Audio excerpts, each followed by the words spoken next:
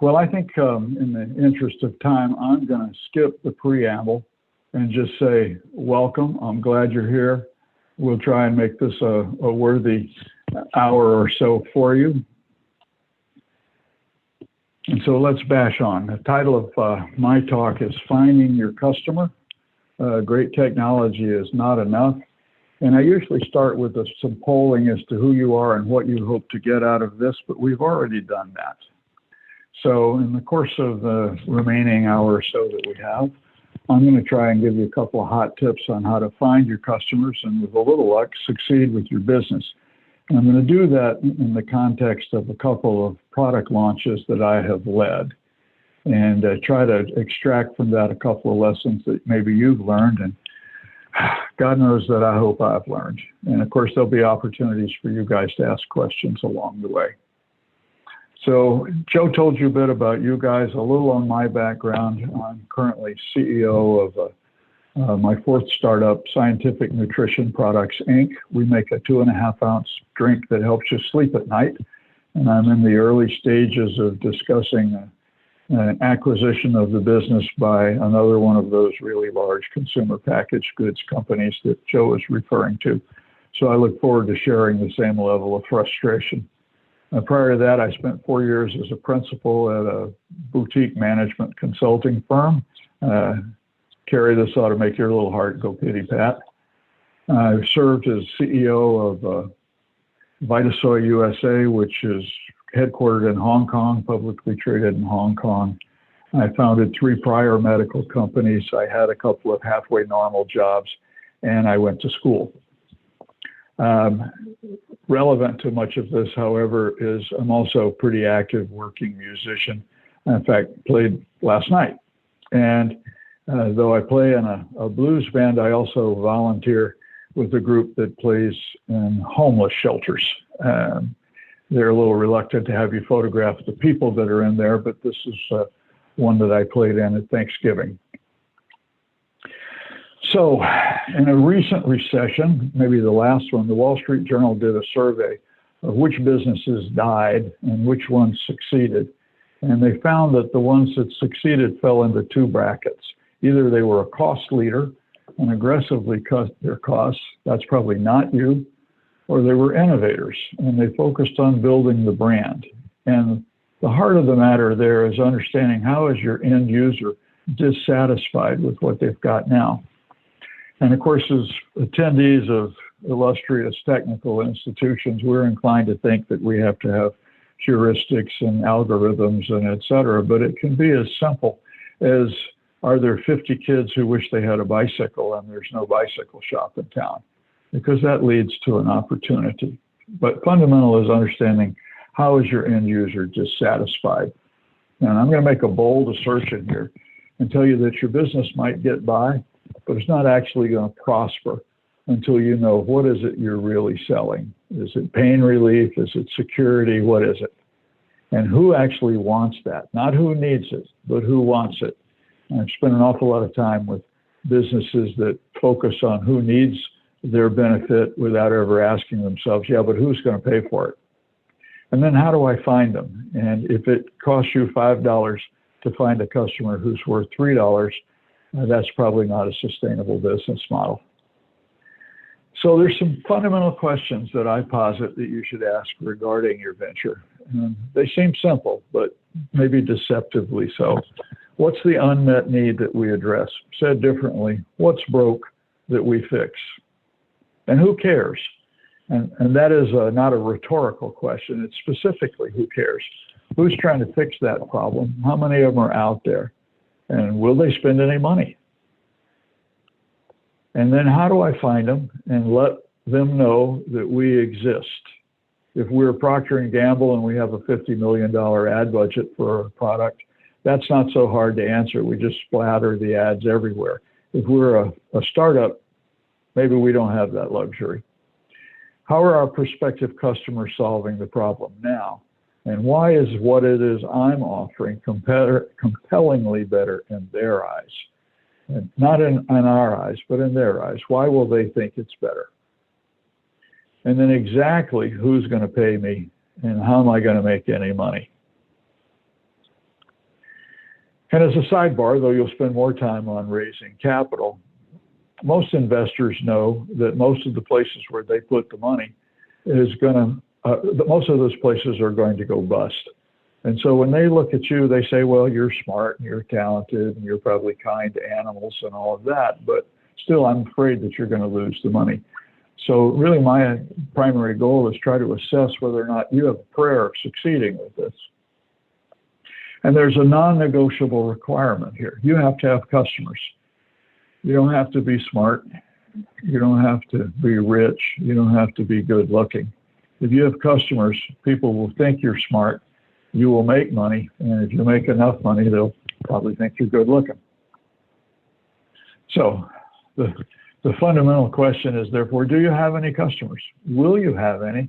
And do you even know that you need them? And then, of course, there's some math. How are you going to get them? How much are they worth? How many of them do you need? If a customer's worth $1,000 a year to you, and you need $500,000 a year in revenue to break even, you're going to have to go find 500,000 customers.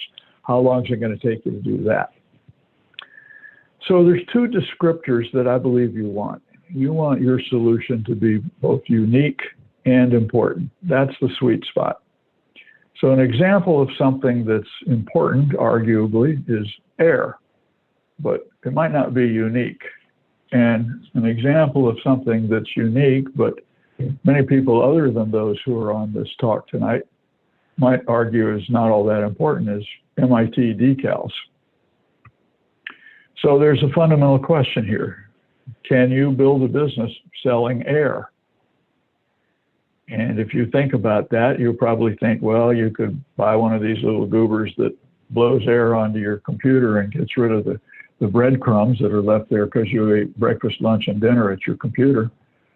And yeah, that's possibly a business. Or you could say, you know, I was a scuba diver and I was about 100 feet down and I looked at the gauge and thought, I'd spend a lot of money for some air right now.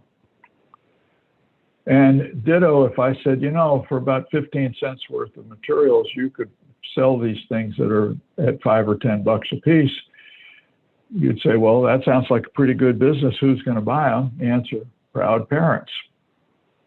So that's a little bit tongue-in-cheek, but the underlying moral here is figure out who's going to find your offering to be both important and unique, or at least better than what they've got. Figure out how to find them, tell them what you've got, and take their order. Now, simple is not the same as easy, but this is, in fact, simple. So here's an example of a business that I launched some time ago.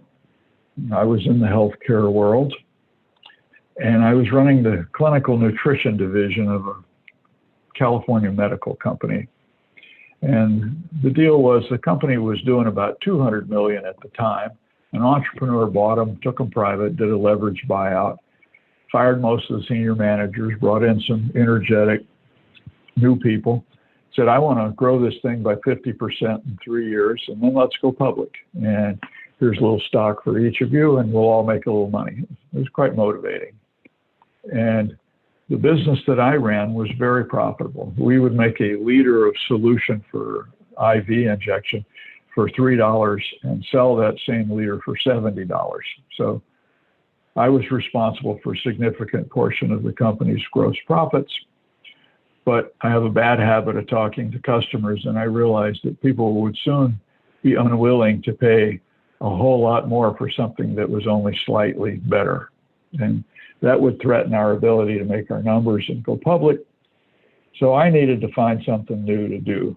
And I looked about and I did find something that represented a potential repositioning of the company.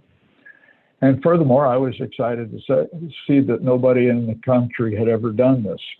That, by the way, should be a red flag, or maybe those words, first in the country to do this, should go on your tombstone. It should be a warning to you.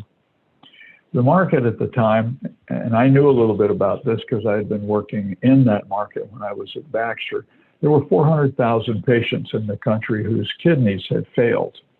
And they would show up 3 times a week at one of the 1,200 dialysis centers in the country, and those centers were listed in a federal publication. So I knew where they were going to be on Tuesday, Thursday, and Saturday. So it was easy to locate the patients, and it was easy to locate the caregivers.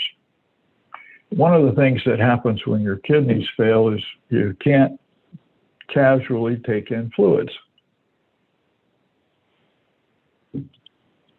because you can't eliminate them. And for other functions that your kidneys perform, you're frequently clinically malnourished. You're going to need lifetime nutrition supplementation. And all of the nutrition supplements at the time were liquids, Ensure, Boost, things like that. So it was obviously a disconnect here. And I said, well, duh, why don't we create something that provides them what they want and doesn't give them what they don't need and it doesn't have any fluid? It was a food bar. We called it Regain.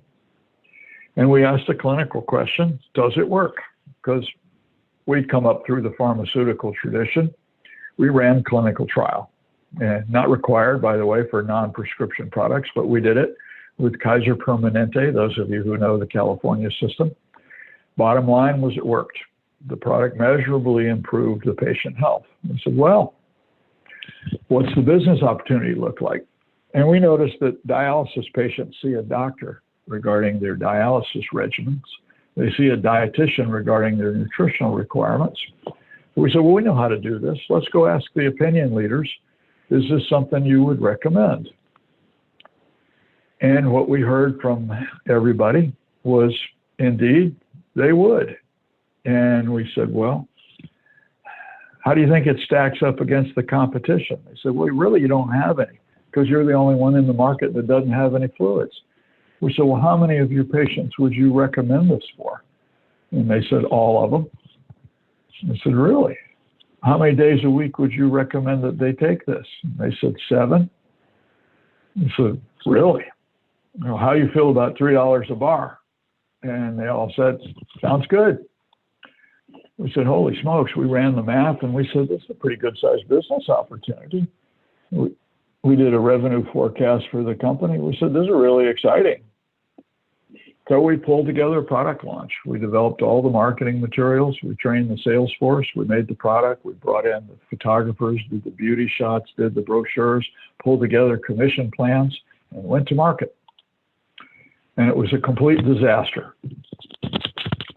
We came in month after month at less than 10% of the forecast. So if we forecast a $400,000 month, I'd come in at 30. So how come?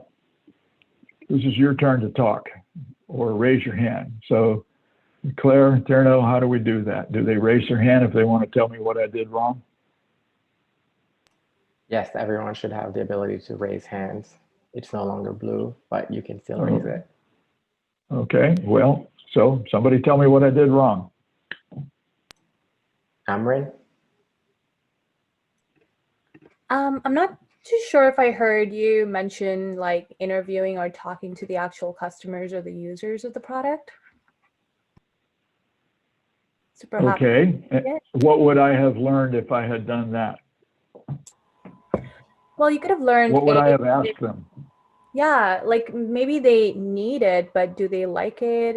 Is it affordable for them? Maybe $3 or whatever the amount is works from a doctor's lens, but maybe the patients who need it, it wouldn't work for them, or they might be, it might just not fit their lifestyle altogether. Okay, you're getting warm. There is a small fact. We did, in fact, put it through taste panels ourselves, and we thought it tasted pretty good. But none of us have kidney failure, thank God. And it turns out when your kidneys fail, your palate shifts, and protein, which this bar had a lot of, tastes like spoiled meat. So, oops. So, what else did I do wrong? Somebody else? John, Harold? Yeah, so when you're dealing with something that is with doctors and things and patients, there's probably a lot of things that get paid for by, so is the payer the patient or is the payer an insurance company? And the insurance company So depending on where they're actually spending the money or where it's coming from, you may not have known who the payer was. Is that true, or am I way off? Well, you're actually spot on for perhaps a different reason, which is we didn't think to ask that question. So, so both of you actually have closed in on something. We surveyed the clinicians, but Amreen, to your point, we didn't talk to the actual patients, and John, yours as well. And the clinicians don't buy it, and they don't eat it. We were used to the pharmaceutical tradition where if the clinician said, yeah, I will write for it, I'll prescribe for it, well, you're done. Doesn't matter whether the patient likes it or not. Your kid's got an earache. He needs amoxicillin for 5 days. Who cares whether or not he likes it? This is a different world. They had to buy it with their own money, and they had to eat it. And when we finally talked to the patients, they didn't want it. And also, they couldn't afford it. So why didn't they want it? Well, you have to ask yourself, who gets kidney failure? Because that was our marketplace. And it turns out that 44% of them get there from a lifetime of mismanaging their high blood pressure, and 33% of them get there from a lifetime of mismanaging their diabetes. So 3/4 of my target market had never taken care of themselves, and they weren't going to start now. And most of them, in fact, were on public aid, probably Medicaid, et cetera. And if they had $5 extra, they were going to spend it on beer and cigarettes, not on my product. And there was one other wrinkle, which is that we had been selling products directly to hospitals. This was a product that was going to be sold in retail pharmacies. We had no distribution experience with retail pharmacies. And if you ever want a good chuckle, call a pharmacist up and say, I have a product you've never heard of from a company you've never done business with for a group of patients who don't want it. And I'd love to have you carry the product. And when he collects himself, maybe he will explain to you why he wouldn't carry it. And it turned out that, well, I had one of them kindly kind of explain this to me. He walked me over to a shelf and he said, Bob, you see this foot of shelf space? I carry Crest toothpaste on that foot of shelf space. I have all these algorithms that'll tell me within a few dollars a month how much revenue I'm going to get from that foot of shelf space. If I clear the toothpaste off and put your product on there, I can't think of any reason why I should lose any money. So get your checkbook out and write me a check. And they call that slotting fees. You might call it extortion, but you have to pay to actually be on the shelf. And the amounts are onerous. The last time I checked with CVS, it was $1 million a quarter to be on the shelf, plus a guaranteed sale, meaning if it didn't sell, they would return it to you for a full refund. Plus, you had to put two units of each SKU you had in every store in the country for free. And then if somebody came in and bought it and they needed to reorder, they would eventually pay you for the reorder. It was pretty heavy. We said, well, geez, we can't afford that. So meanwhile, we were on track to show Wall Street we were a good candidate for an IPO. We would all make some money off of our stock. And my shortfall put the IPO at risk. This affected my popularity within the company. And furthermore, I had to report at the senior management meetings each month just how badly we were doing. So it's kind of like a slow motion train wreck. And that each month I would say, well, we didn't really properly estimate how long it would take to get some traction, but within the next month or two, it'll get moving, and it never did. And it went on for an entire year. So suffice to say, this ruined a year of my life. So eventually, we learned about inside sales because we said, well, there's 25% of these prospective customers who have taken care of themselves, but they were in a car accident or they got scarlet fever or they had renal failure for some other reason. We ought to be able to reach them. We did. We said also, Medicaid pays bills, but Medicaid's a state program, by the way, and every state naturally has its own regulations. So we had to go through 40 different sets of regulations in order to get reimbursed, which was almost as much fun as pulling 40 teeth. We felt really bad about it and eventually sold the business to an outfit that specialized in calling on these patients. And we sold it for about $1 more than we spent on it. And as a postscript, by the way, thankfully, I overachieved in the other areas I was responsible for. We did have our IPO. We did actually make a little money off of the stock, and I found my way out of the doghouse. But it was a really bad year, and it burned some serious lessons into me. So, hold that thought, and let's talk about example number 2. This was a few years later. I went off, and just to show you that entrepreneurship is a form of mental illness, I launched 2 more of these things, did a bit better with them than we did with Regain, and attracted the attention of a group of docs at Harvard Med School. And long story short, they persuaded me to move from sunny Southern California to Boston to start a company with them. We looked through their current projects, and everything looked like it was at least 3 years out from being able to come to market. I said, well, I'm too neurotic to babysit scientists for 3 years. Let's come up with something we can do near term. So let's find something that's in a field that's big enough to get noticed and small enough that with our modest staff, we can do it. And I learned a little something about diabetes in my travels, and I had an insight about something that customers needed and weren't getting. Asked the docs about it. They said, oh yeah, we love working in diabetes. Let's give it a whirl. What do you got? Well, at the time, there were 10 million people in the country who were diagnosed with diabetes. And it was generally regarded, still pretty much regarded, as a chronic disease, meaning you can manage it, but once you've got it, you won't get rid of it. And the goal, if you have diabetes, is to keep your blood sugar from going too high or too low, to restrict the bandwidth of that fluctuation. And at the time, 4 million of those 10 million people used insulin to lower their blood sugar. If that gets overdone, you're at risk of having your blood sugar go too low, which is a condition called hypoglycemia. Most of the things you associate with diabetes, bad things, come from your blood glucose being too high for too long. Major cause of blindness, kidney failure, and amputation of your extremities. That's bad. Hypoglycemia, low blood glucose, very different. It's got to be treated right away because people faint. And if it should happen while you're asleep, it can lead from sleep into a coma. The tradition at the time, now mind you, insulin regimens have improved considerably since those days, but at the time the insulin users typically ate a big nighttime snack and gave themselves a big injection of insulin and hoped that the two would play out through the course of the evening and balance against one another. Problem is it didn't work because everything in the snack turned to glucose at the same time. So the spike was higher, but the duration was no longer. And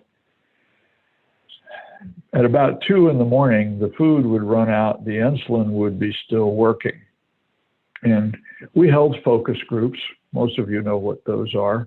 And after a while, I had a little temper tantrum and came out from behind the one-way glass and sort of looked at our group and said, you guys have spent about 40 or 45 minutes understanding all of this stuff, and you've got the intellectual part down. Tell me what your greatest fear is. And their greatest fear, they said, was, I'm afraid I'll die in my sleep. I actually don't sleep in my bed anymore. I sleep in that lazy boy that's in the corner of my living room because I'm afraid if I get too comfortable, I'll slip into a coma and die. Well, that's motivating. It also occurred to us that if that's true for you, it's probably more true if you have a child that has diabetes. So we created something we called Night Bite. And Joe mentioned the FDA in his early remarks. I was arm wrestling with the FDA to get them to let me say for people with diabetes on the label. And To Amreen's point, I actually did go out and talk to customers about this one. And they told me, you know, Bob, if you put diabetes on the label of the product, I won't buy it. And I was thunderstruck. But the reason was, well, it's nobody's business that I have diabetes. If I need one of these in the course of my work day, I don't want it to look like I'm medicating. I don't think of myself as a diabetic. I think of myself as a lawyer or a banker or whatever. So you get migraines and you have other conditions. I have diabetes, I manage it. So we called it Night Bite, and we called it timed release glucose for the nutritional management of hypoglycemia, which in fact is something that a marathoner might consume. And in fact, we did end up selling some of them to marathoners. We gave it this non-medical name, non-medical packaging, made it look like an energy bar rather than like medicine. And this time around, not only did we talk to the clinicians, but we talked to parents of kids who had diabetes. We talked to the patients. And among other things, we asked them kind of an important question. We said, where would you expect to buy this? And how much would you expect to pay for it? And don't say it out loud, write it down, because we don't want you influencing the person next to us. And pass that stuff up to the front. And in the course of that, what we found was if they said grocery store, they'd put 49 cents. If they wrote pharmacy, they would say $1.25. Same product, but it clearly divided into two piles. Grocery store, 50 cents, pharmacy, $1.25. I said, well, call me silly. I like pharmacies. We also went to support group meetings, and we picked an ad agency that understood diabetes. And most of the ads at the time featured back page of a magazine, when people still read magazines, hypodermic needle. The line reading, my needle's sharper than the competitor's needle, it won't hurt as much. Our full page ads featured flying pigs, which caught people's eye, and some copy about to sleep, perchance to dream, one bite and the rest is easy, etc. So we ran these ads in the magazines, and we started getting 100 calls a day. And we didn't have enough phones to handle that, so we got more phones. When it jumped to 200 calls a day, we went out into Kendall Square and started hiring anybody that walked past our door to come answer the phones. 300 calls a day, we said, well, we better get a database going. And 500 calls a day, we had to start renting tables and chairs to hold the extra computers, training the staff, and thought, you know, we might be onto something here. So we hired an inside sales force, and we ended up in every major pharmacy chain in the country and all of the major wholesalers, and we paid zero in slotting fees, which had not been done before. If you look really hard, in fact, you'll find that we are an obscure Harvard Business School case study, because nobody had done this. I suppose the lesson is that understanding our customer helped us invent a better product and eventually helped us build a successful business. So we had to start asking some hard questions. How do we find, given, let's be blunt, a fair number of people who have diabetes don't particularly take care of themselves and are reluctant to spend money to take care of themselves, how do we find the ones who are spending money to take care of themselves? Because those are the people we should be talking with. And who influences them? Turned out that the answer at the time is these people are the people we want are spending money talking to something called a certified diabetes educator. This is a credential you get on top of being a pharmacist, a nurse, or a dietitian. They have a national association called the American Association of Diabetes Educators. There's a little tab that says locate an educator. You click on it and type in 02472, and out pops all of the CDEs that are in Cambridge along with their contact data. We said, aha, we can find them, but what do they care about and how can we help? So we ended up talking to these CDEs, and I'm going to tell you how we did this. We ended up with several thousand highly trained professionals serving as our sales force for free. Because we asked them, what do you care about? In fact, typically what we would ask them is, what's your biggest professional concern? What's your biggest professional frustration? And the answer, those of you who've worked in the healthcare world probably know this, my patients don't do what I tell them to do. They call it compliance. And we said, well, what if we told you we had something that works, your patients will love it, and they will thank you for telling them about it? And the diabetes educator said, well, my God, I would shout your praises from the rooftops. And so we said, well, there's some obvious questions. You'll want to try it. You'll want to know the clinical background, et cetera, et cetera. But this guarantee, if you will, of patient compliance meant that these folks were working for us for free, and it's because we gave them what they wanted. Now, mind you, they would have been offended if we had offered to pay them, because they're healers, right? They're in the business to help people get well. And we're frustrated because the patients weren't doing what they were supposed to do. By virtue of addressing that, they became our next layer of customers. We said, well, by the way, you must send your patients to one of several favorite pharmacies. And they said, well, indeed, I do. And, well, would you tell those pharmacists to expect patients coming in asking for it? And the pharmacists would agree to take the product, never mention slotting fees to us, because we came in with something that they really needed, which was customers. So let me elaborate on that a little bit. We had this inside sales force that called on the diabetes educators. The diabetes educators would talk to the patients, and the patients would order from us, and we'd make a little bit of money. We were fulfilling the orders ourselves, and so it essentially was a break-even operation. But we were building some loyalty, and we were learning about the patients. And we said, well, we're never going to get to heaven doing this. But if we could get to the retailers, we would make more money and build a business. What if the diabetes educators call the retailers on our behalf? And then what if the patients showed up at the retailer and asked for our product? And then we call the retailer so that they stocked it? We'd make a lot more money. So academically, that all seemed pretty sound to us. But the question came, well, yeah, sounds great. How do you actually do it? Well, first, let's note that we've shifted our definition of the customer. Our first customer, we thought, were the clinicians and the patients. Now we've shifted our focus. We put these folks in our crosshairs. So we were getting these incoming calls from consumers. And by the way, as a sidebar, we had mentioned that our product tasted a little bit like a fudge brownie, and we made it on a list that said, this company is giving away free fudge brownies. So we got a lot of calls coming in from people that were absolutely the antithesis of our customers. So we had to start asking qualifying questions, because people would call us and say, I like a free sample. We'd say, well, what brand of insulin are you using? And if they didn't give us a good answer, they didn't get a sample. But if they did, we'd send them a free sample. And then we'd follow up. Did you get our product?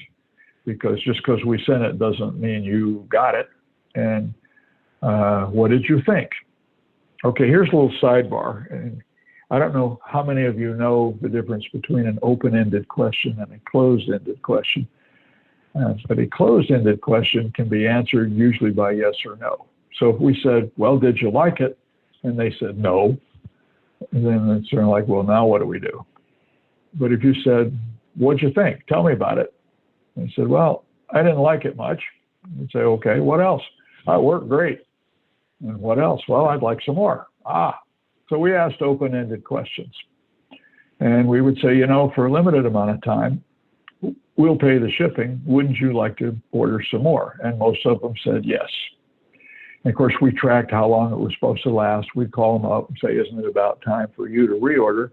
And we knew that this was profitless prosperity, because our costs were pretty much the same as our revenues. But one day when we had enough of them, the next time they'd call, we'd say, well, sadly, we have to stop with the free shipping. You're going to have to pay shipping. and therefore it's going to cost you more than if you bought it at a retailer.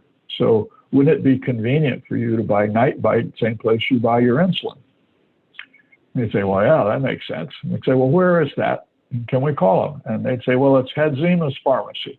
Call Joe up and tell that rascal I'm going to come in and buy some of this stuff. Okay, quick sidebar. At the time we were doing this, there were about 3% of the people in America had diabetes, and they were responsible for almost 20% of retail pharmacy purchases. Because I might go in and buy toothpaste and a greeting card. These folks would come in and buy glucose monitor, strips, insulin, et cetera. They were high value customers. And you need to know that because we would call the pharmacist up and we'd say, Joe, we've got 4 of your customers who want our product. They've been buying it from us. I'm not selling it to them anymore. They want it and you don't have it. What can we do about that? And Joe would listen and he would say, well, as you know, I can't buy this stuff without corporate approval because we're a Walgreens and, we're a national organization. We'd say, we know that, but we also know that there's a threshold below which you can order without having to have corporate approval, and it's probably $100. I'd say, well, yeah, that's exactly right. And so we say, well, you'll be pleased to know that our starter kit costs $99.95. And if you declare that it doesn't sell, you don't need to send it back to us. That's annoying. Just throw it in the trash. We'll take your word for it. We'll refund your money. No risk. So they would place the order. We would call our customers up about 4 or 5 days later and say, product's in there, go in and buy it. And then we would call Joe up 4 or 5 days after that and say, Joe, we just want to make sure you got our product and that it arrived safely and in good shape. And Joe would say, well, yeah, I think it's on the shelf. Let me have a look. Oh my God, it's already sold. We'd say, really? Imagine that.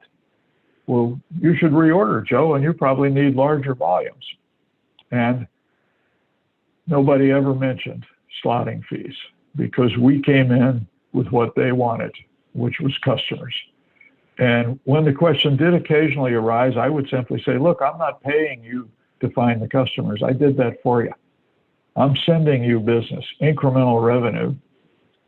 So get over it, order the stuff, and send me a check. Now, you probably know that if you walk into your average drugstore, they've got about 8,000 different items that they carry, and they do not want 8,000 invoices each month. So they use something called a wholesaler who comes in with these big Tupperware tubs, and it's got greeting cards and cat food and toothpaste and skin cream and all that stuff. They bundle it all together, hand the pharmacist one invoice. And we knew that pretty soon the pharmacies that we were dealing with were not going to want our invoices as an outlier, and we were going to have to get into the wholesalers. And so we said, well, we've got to broaden this model a little bit and get to the wholesalers, because when we get to those guys, we will make multiples of what we're making now. And now we've got yet another definition of our customer. We've extended our customer definition into a new realm. Now, by the way, if you think that a retailer doesn't much care about patient health, wait till you talk to wholesalers. So we went through some hocus pocus, which I think in the interest of time, I'm going to spare you, but it's a funny story. We got into the wholesalers. We were able to tell the pharmacists, you no longer need to order from us. You can order from McKesson or whomever the wholesaler you usually use is. But there is one funny story. We actually got a letter in the mail with a stamp on it from a major chain of pharmacies. And they said, we're having our annual meeting to determine what makes it into our planogram. Planogram is the sort of geometry and geography of where products go in a store. So if you walk into one CVS or another CVS, they kind of look the same inside. The products that are on the lowest level of the shelves are the same in all of the stores, et cetera. And if you want to be in our planogram for the coming year, you have to come to Clearwater, Florida for a 15-minute meeting. And of course, my reaction was say, what?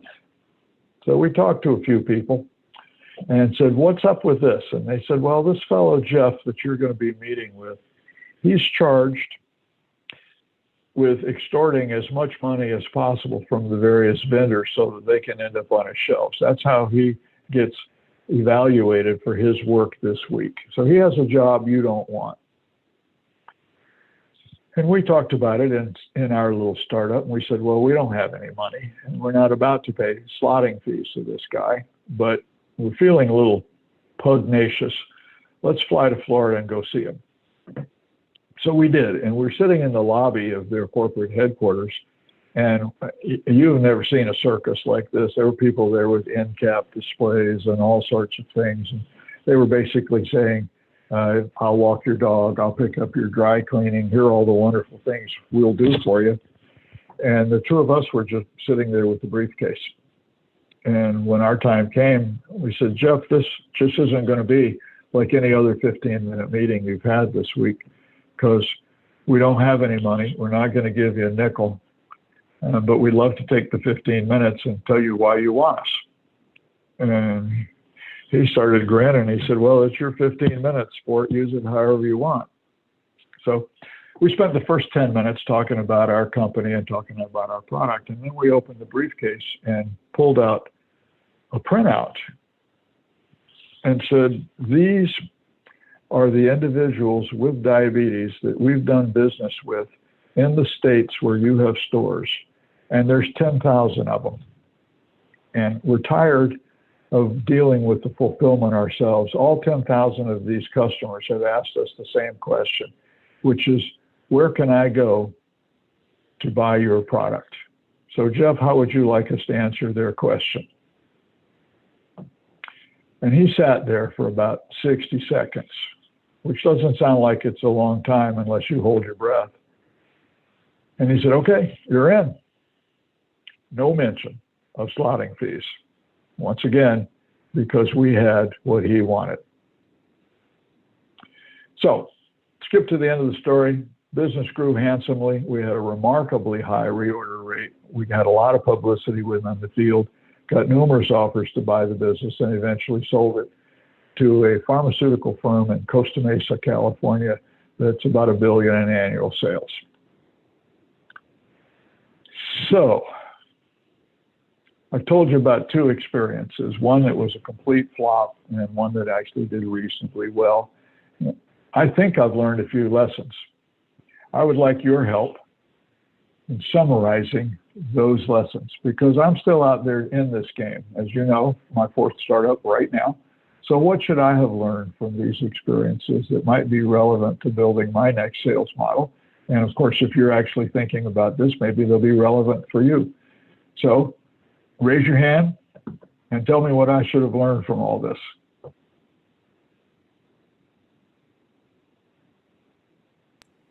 Suman? Customers is the most important thing. I'm sorry, I can't hear you. Say again. Customers is the most important thing. Consumers is the most important thing. Okay, good answer. What else? Kyle? So I think you learned in the first example that you didn't completely understand your customer. In the second example, you understand that your customer continued to change. You figured out what their needs were. And because you really understood that, you're able to capitalize on it. Brilliant. Very good answer. I hope I've learned that lesson. What else should I have learned? Let's have one or two more people. Michael? I guess you just want to know where you have leverage. I don't know what that means, Michael. I have a small mind. I guess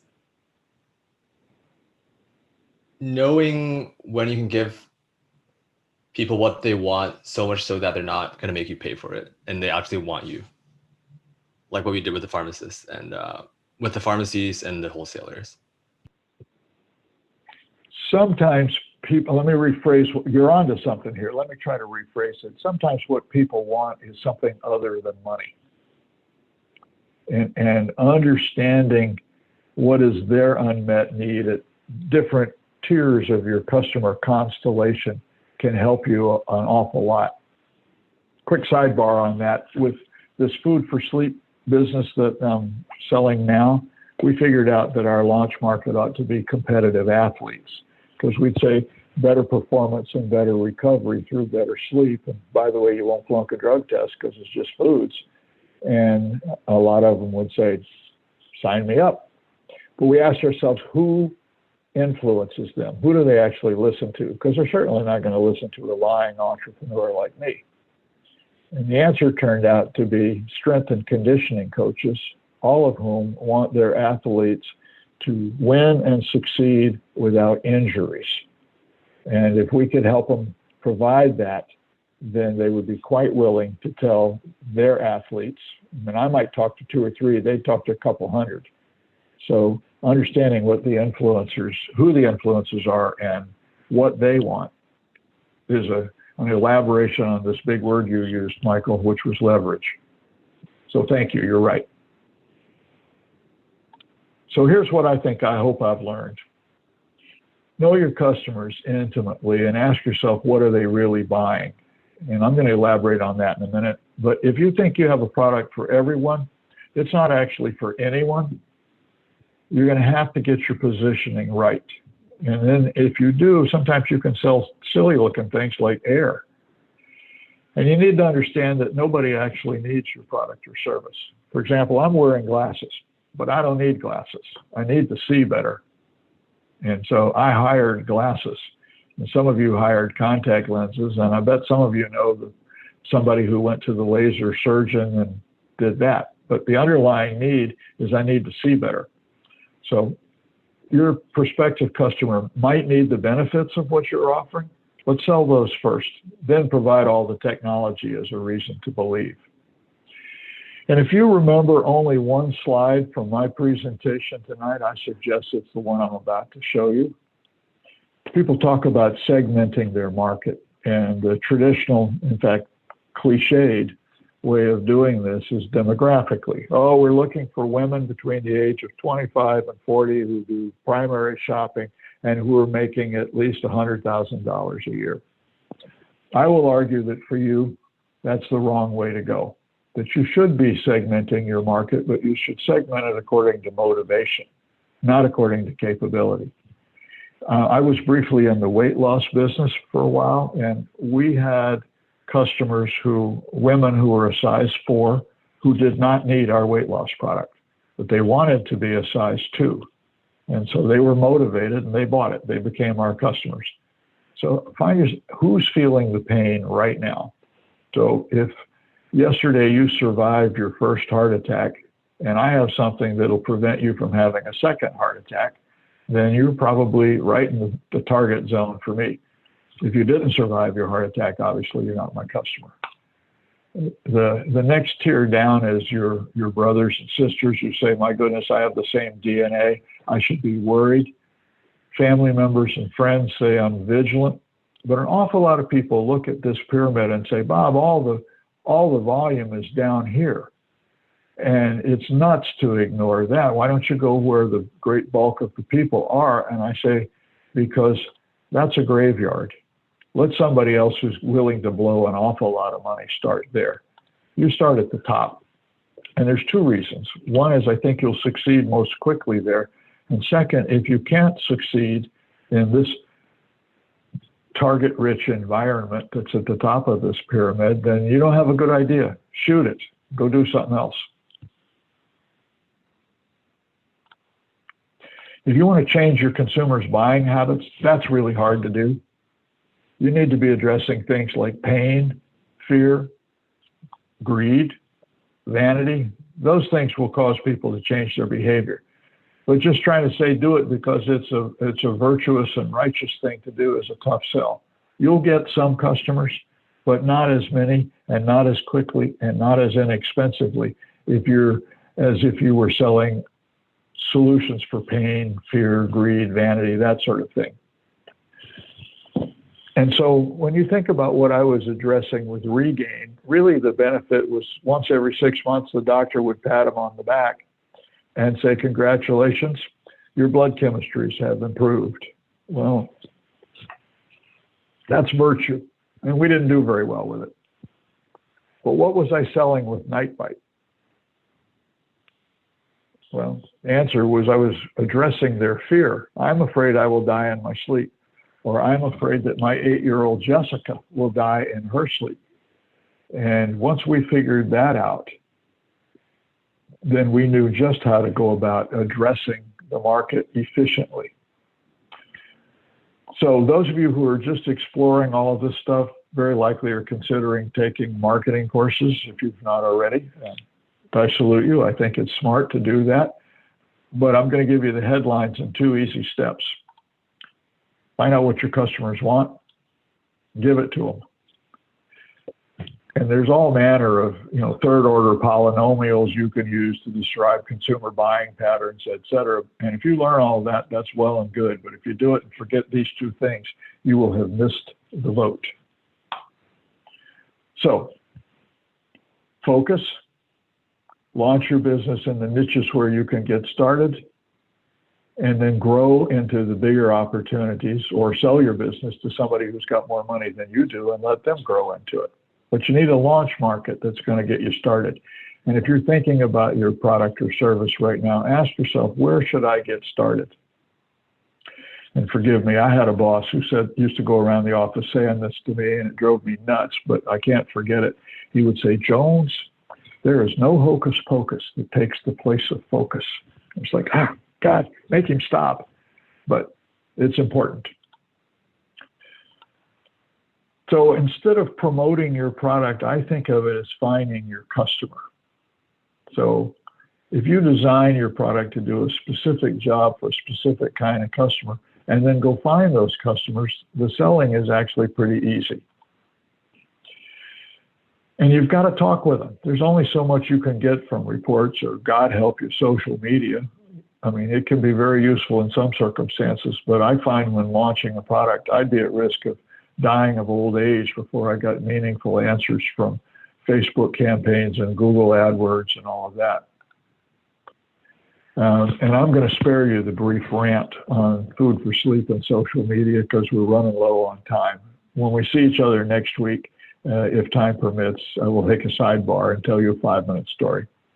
But ask yourself, what are they buying right now to solve the problem? Because if they're not spending money, it's probably not a problem. What do they read? Who do they listen to? Who influences them? And understand what's behind what they're asking for. Henry Ford was once asked, Henry, do you ever ask your customers what they want? And he said, I did. And what they told me was they wanted faster horses. And that, of course, Henry's genius was to say, that's called a car. So ask yourself, how is what you've got better in the eyes of your customer? Well, we've covered this. If you can't communicate your product's benefits within seconds, you can't sell it. So the acid test for this is, can you tell your story to a customer in 30 seconds or less? It took me a long time to get to that simple sentence I offered you guys: better performance and better recovery through better sleep. I was off talking about getting serotonin across the blood-brain barrier and all sorts of things that would make these athletes get glassy-eyed. When I said better performance and better recovery through better sleep, we had it. So let's give you a chance to try this out. So I think we have a couple of people. Terry, Claire, you can help me with this, who volunteered to give us a pitch. Tell us about your business idea. Let us ask you a couple of questions and see if we can get a quick summary of who is your target customer and what the benefits you are offering to those customers. So here's where I get quiet, and TAs, you bring on one of our candidates, one of our volunteers, please. Jonathan Stearns. Hey everyone, can you see me and hear me? All right. Okay. So There my name's David Stearns. I'm a physician and an PhD in Harvard School of Public Health. And I'm looking to address the burden of hospital readmissions on the U.S. healthcare system. So currently, readmission rates cost the U.S. healthcare system about $40 billion a year, and a lot of those are preventable readmissions.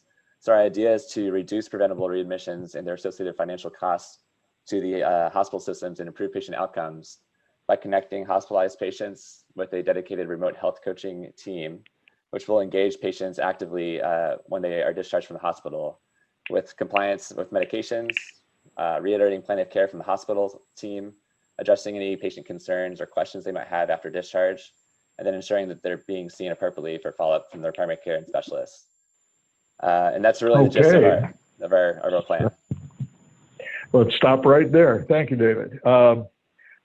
I would love to have a couple of you guys raise your hand and tell me, do we know who David's target customer is?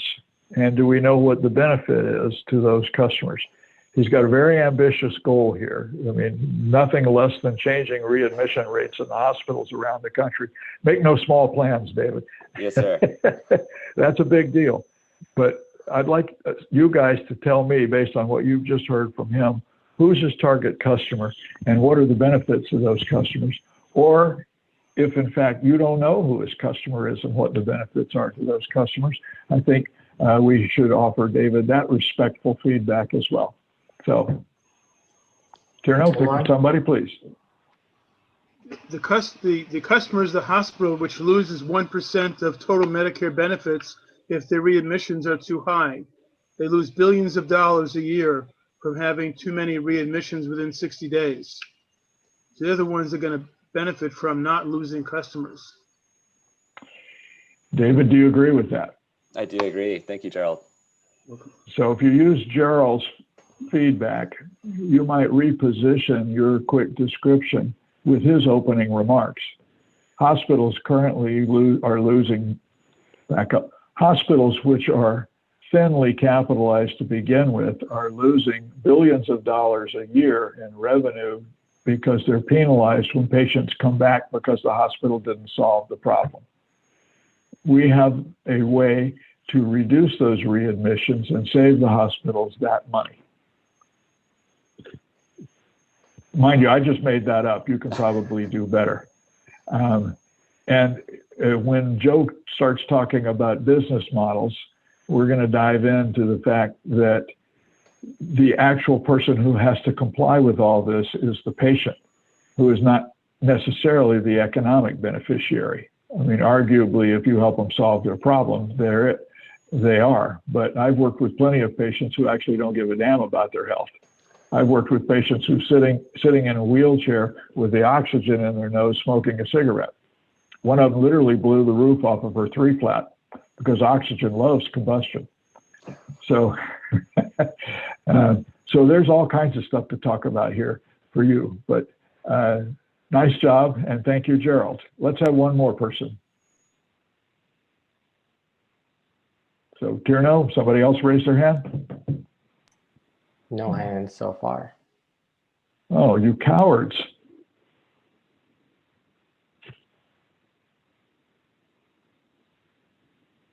All right, well, then perhaps we will move on. I think the 30-second cell. David, I'm back. Oh, okay, let's hear him. Patrick? Sure, just curious how this product is going to be differentiated. I've experienced a little bit of remote health myself over the past 6 months or so. I'm just curious as what's your competitive advantage? Oh, so you're asking David a question rather than telling us your own 30-second cell. Oh, yeah. I'm gonna ask you to do that offline. It's a very good question. One of about 2 dozen that popped up in my head while David was having at it. You know, how are you different than anybody else? How are you going to get everybody in the chain of command that has to comply with all this to actually do it, et cetera, et cetera? How are you going to demonstrate to the hospital that they're going to pay up front and get some economic benefit down the road a piece when they won't do that until you've shown them a mountain of supporting data? But that's subject for a longer conversation. If we have somebody else who'd love to talk to us, show us a 30-second pitch. Augustine, there was some possibility that you were going to be willing to do that. Your lactose intolerance, beneficial microbes. Are you still with us, and are you brave enough to take a crack at this? I can go ahead and pitch it. Bravo. Step right up. Right. 68% of the world is lactose intolerant, and so am I. This means over 5 billion people in the world are affected by this digestive disorder. While lactose is next to impossible to avoid in our diets. At MicroLife, we use microbes to alleviate these problems.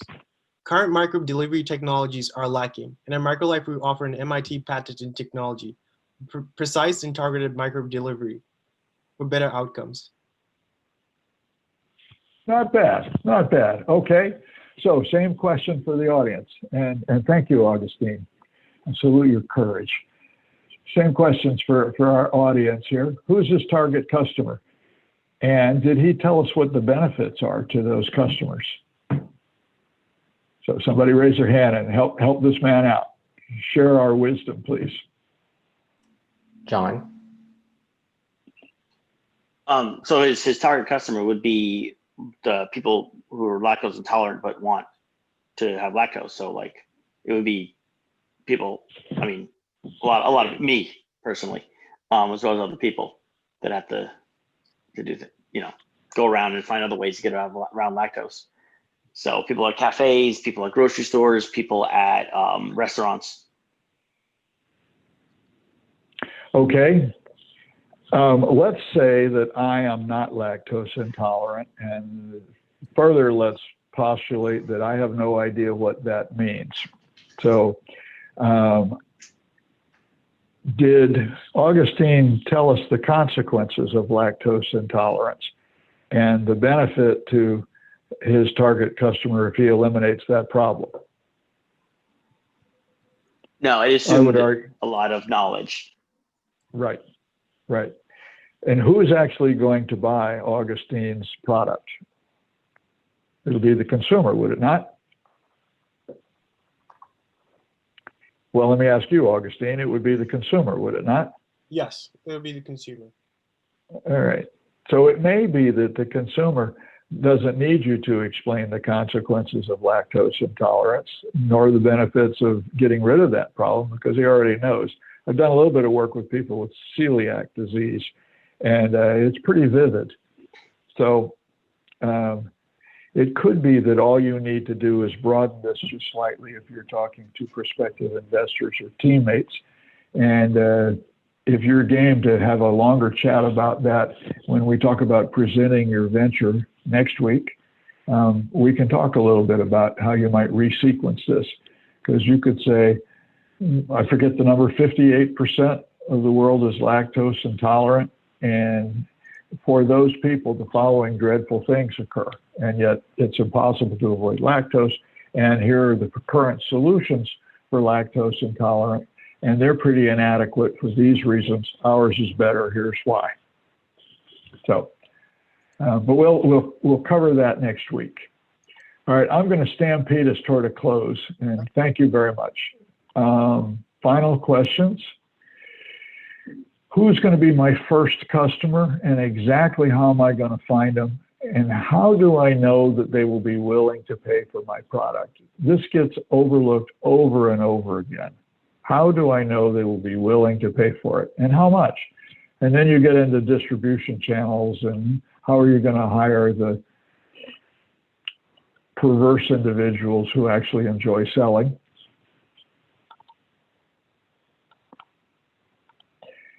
And I'm going to summarize this fast and furious talk. I believe that there's only one non-negotiable requirement to have a successful business, and that is customers. You can have everything else you need. If you don't have customers, you do not and will not have a successful business. You might have a very enjoyable hobby, but you don't have a business. And if your business is going to succeed, you have to find someone for whom what you offer is important and unique. So not for the world at large, but in my case, it's for the 20 million athletes in the US who've registered for an athletic competition. Therefore, figure out who really wants, not needs, but wants your product or service. Find them, tell them about it, take their money.